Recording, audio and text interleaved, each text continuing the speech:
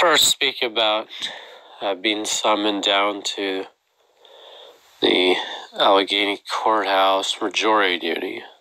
Had to go, I think, 3 times in just a span of a little over 5 years. And I was never actually selected to serve on the jury. Remember, first time I went, being interviewed by the assistant DA, and he just thought I was nervous. I shouldn't serve on the jury for that reason. And the second time I went, I didn't want to serve the second time like I did the first. And I remember telling the defense attorney I thought I'd be kind of biased against his big, dark-skinned defendant. I'd be in favor of the state. And he thanked me for my honesty. And then I also said that I just didn't feel I was as qualified in general as other people in the room. I wouldn't feel that way now. Feel qualified and probably be on the side of his defendant. Then I had the experience of going before the magistrate when the DA dropped the false charges against me. I remember just being there for like 30 seconds to a minute, and the magistrate kind of just winked at me. Scott Schricker let me go. And then I went to visit the federal courthouse down in Pittsburgh just for fun. I wanted to observe these cases. I really wanted to see the civil suits, like state of Pennsylvania versus these big insurance companies. And I wanted to get the juicy details of that. But unfortunately, found out that the judge doesn't want people sitting in on these conference settlements. He wants everything kept private in those proceedings. And so I ended up just going to a federal criminal case, United States versus some drug dealers. So I went in, and one person thought I was a reporter.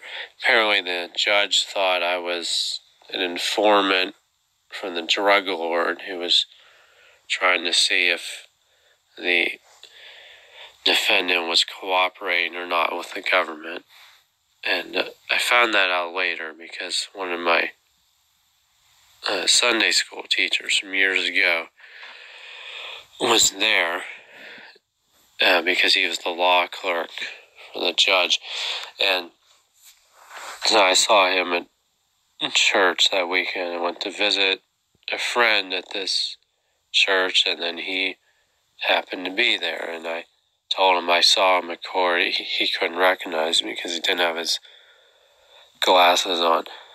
But it's kind of funny how I've been accused of being a drug trafficker by the police, even though they found no drugs. And then the courtroom, the judge thought I was working for the drug lord. And I later did work for this Johnson pharmaceutical company where I legally transported narcotics to nursing homes. And now I'll move on to the kangaroo courts in general. I've had way too many experiences in school and the workplace, other unfamiliar scenarios with strangers where these people take it upon themselves to basically act as imposters for police and attorneys and pretend that they're in a position of authority to accuse and judge, execute, testify against, and prosecute, and sometimes even want to play the defendant and put words in my mouth or others, and don't even want us to speak for ourselves. They gang up on us and accuse us of all kinds of ridiculous things. I had co-workers accuse me of being on drugs or all kinds of nonsense. And they want to shout and do like 80% or more of the talking for like 5 minutes, and then give me like 10 seconds to respond. And if I couldn't come up with a decent response in 10 seconds, then they would pretend as if that was a fair trial and try to habitually condemn people like me. Now I want to talk about the church courts, so-called, that have no legal authority whatsoever. And these courts have no accountability, as they make people leave during more sensitive times. When private details are mentioned, it's not a jury of your peers. There is no jury at all. The same folks who are the accusers are also the judge and the witnesses, and they want to do 80% of the talking, and it's inherently unjust. It's impossible to get a fair trial within the church court system by its very nature, because you often do not get to call witnesses. You have no defense attorney or spokesman to speak on your behalf.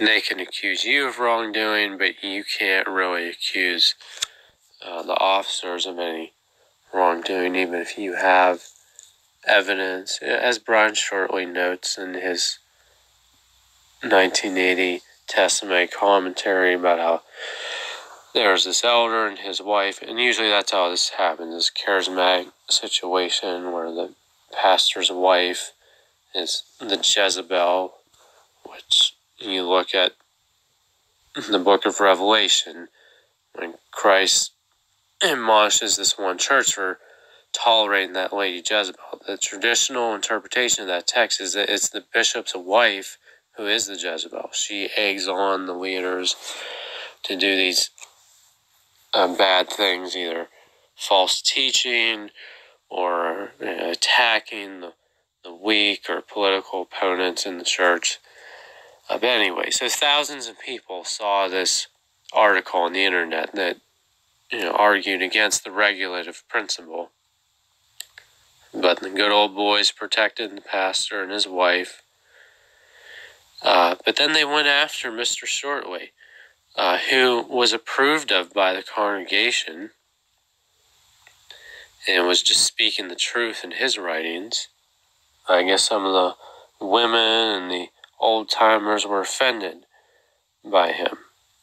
So they went behind his back, behind the congregation's back. I've seen pastors, leaders in the churches be dismissed and thrown out of the church for any reason or no reason at all. So it's a very arbitrary system. It's an embarrassment,